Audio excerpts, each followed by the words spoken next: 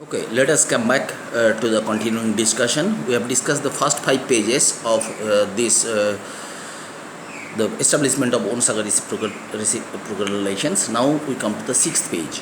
Okay, so please note it starting from sixth page to another 10 up to 10th page we will go.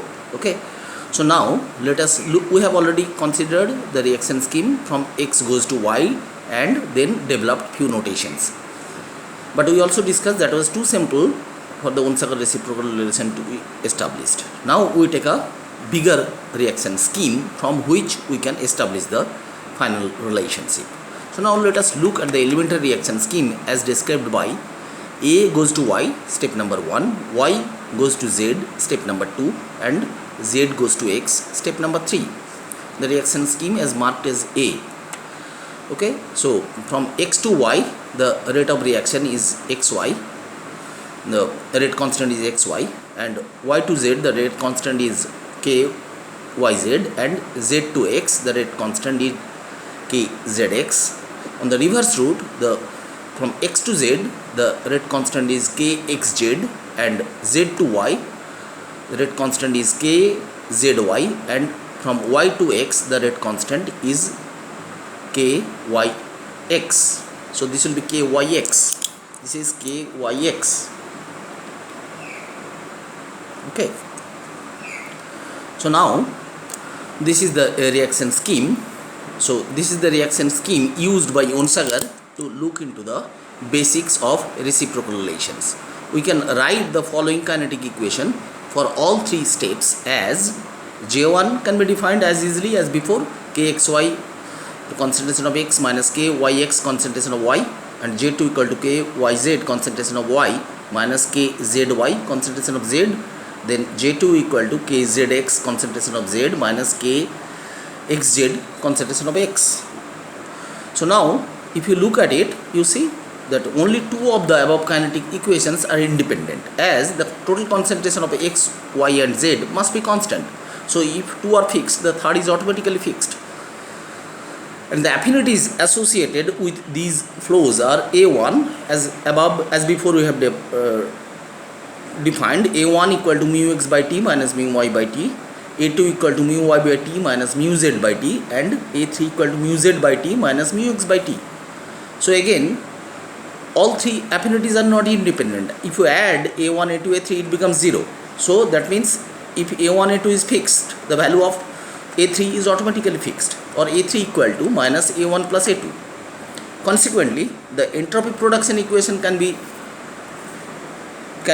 expressed as, you see, expressed by only two affinities. So S prod dot by V equal to J1A1 plus J2A2 equal to J3A3. But now J1A1 plus J2A2 in place of A3 you can substitute by minus A1 plus A2. So it becomes minus J3 into A1 plus A2, or this becomes J1 minus J3 into A1 plus J2 into J3 into A2. So the associated linear flux force relations are, so now the effective flux is this, you see the effective flux is this one flux, and this is another flux, and two forces A1 and A2. So you can define the flux force relationship as J1 minus J3 equal to L11 into A1 plus L12 into A2, and J2 minus J3 is L21 plus A1 into A1 plus L22 into A2. So at equilibrium, A1 equal to A2 equal to 0, because at equilibrium the total affinity must be 0 for A1, A2, so that no reaction proceeds in any direction. So that if A1, A2 equal to 0, then J1 minus J3 equal to 0, and so also J2 minus J3. So as a result, from this you can find J1 equal to J3 equal to J1 equal to J2 equal to J3. So this equation 5 is an interesting result. According to this equation, the condition of thermodynamic equilibrium does not require that all the flows vanish, only that they need to be equal. They are just equal. Okay, so therefore according to equation 5, the reaction may circulate in one direction or the other independently, indefinitely.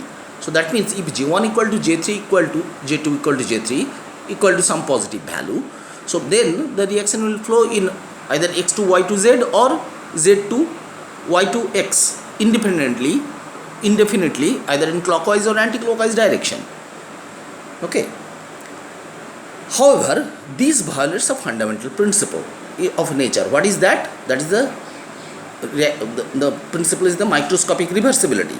So which says that the under equilibrium conditions, any molecular process and its reverse process must take place on an average at the same rate. That means as x goes to y and y goes to x, that reaction at the condition of equilibrium, so the microscopic reversibility, it says that they should become same.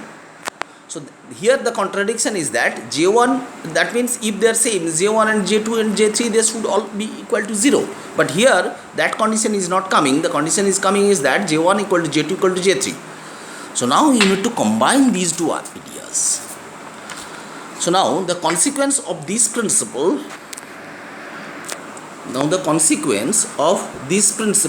to the reaction scheme, that is, the individual flows must be zero at equilibrium. Thus, not only must these flows equal to each other at equilibrium, but they must be individually zero.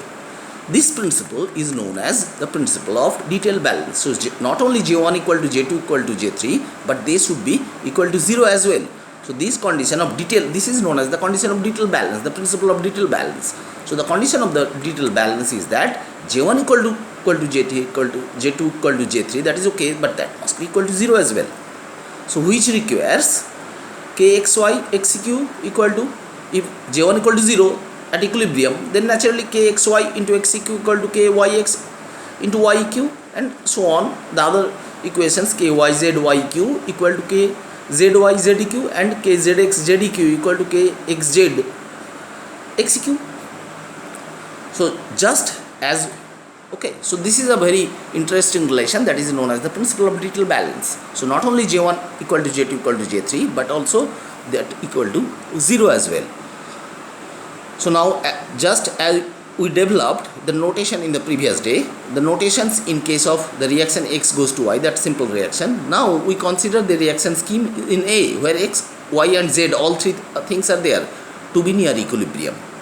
So then J1 becomes kxy into alpha x minus kyx into alpha y, and J2 equal to kyz into alpha y minus kzy equal to alpha z. So that is derived here. J1 equal to kxy into x minus kyx into y, that is kyx. In place of x you substitute alpha x plus xq, and in place of alpha concentration of y you substitute alpha y into yq, and then rationalize it. You find finally J1 equal to kxy into alpha x minus kyx into alpha y. That's what written. And similarly you can find it out for J2 as well, and it will become kyz alpha y minus kzy alpha z.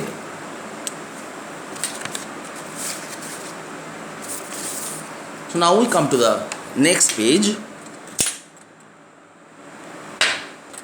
So the third flow is a linear combination of J1 and J2, that can be written as J3 equal to minus kxz by kxy into J1 minus kzx by kzy into J2.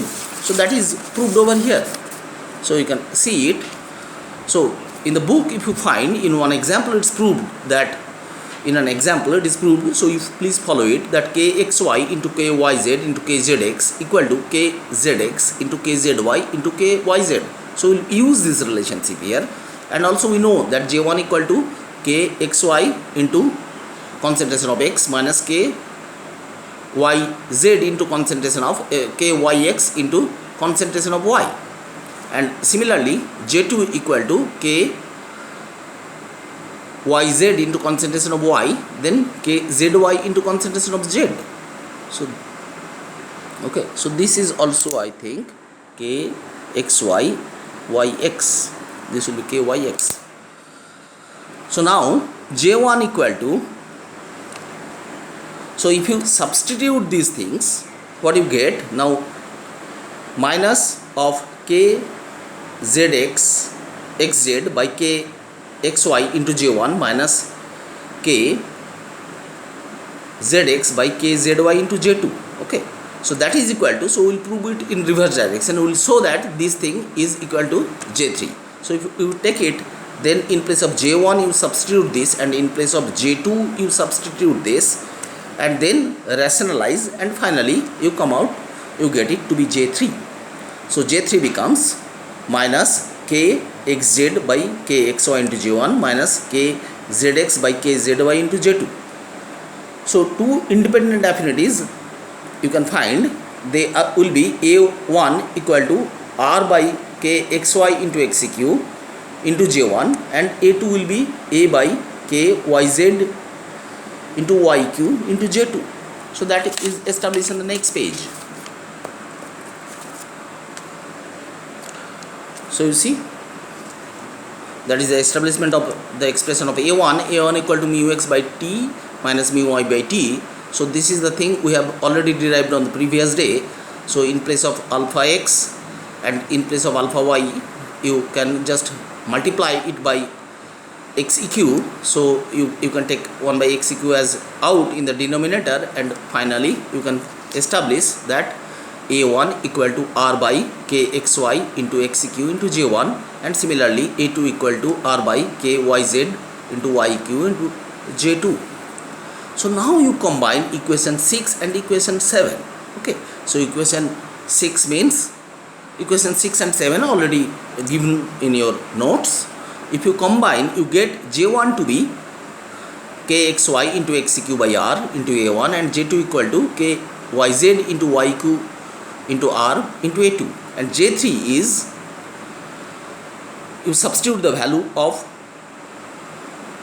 j1 and j2 here in the expression of a3, in the expression as given in equation 6 and equation 7, you find j3 to be this. Now j1 minus j3 you can find it to be this, and j2 minus j3 you can find it to be this. So now you compare your previous equation where you have introduced j1 a minus j2 equal to l11 into a1 plus l12 into a2, and j2 minus j3 you had written l21 into a1 into l22 into a2. So comparing that, you can identify l1 to be kzx kyz by kzy into yeq by r, and l12 to be kxz by r into xeq. So now using the detail balance condition, what are the conditions? Kyz into yeq equal to kzy into zeq, and kzx into xeq equal to kxz, kxz into xeq equal to kzx into zeq. You get l12 to be kzx zeq by r, and same you get l21 to be kzx into zeq by r. So that shows that l12 equal to l21.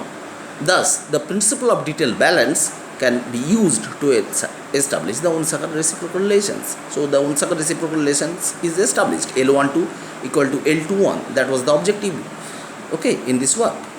I hope you understand. Try to follow it. It's a bit lengthy, but just try to follow the derivation meticulously. You can easily understand. Okay, thank you very much.